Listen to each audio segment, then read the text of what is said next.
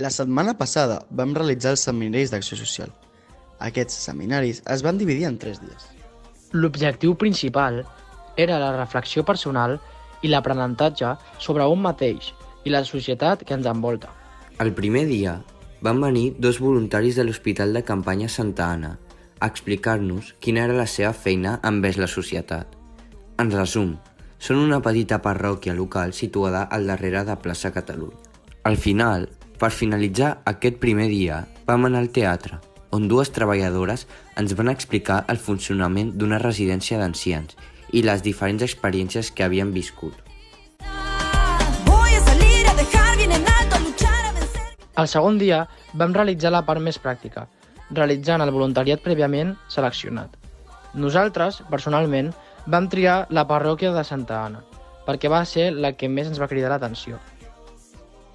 Primer ens va tornar a donar una petita xerrada per recordar quins eren els seus objectius i què feien allà. A continuació ens van dividir en diferents grups per fer diferents tasques.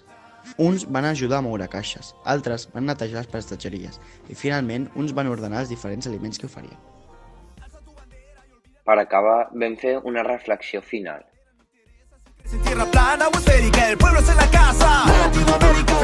L'últim dia de seminaris va acabar amb una experiència molt enriquidora, visitant el cim del Mont Tibidabo.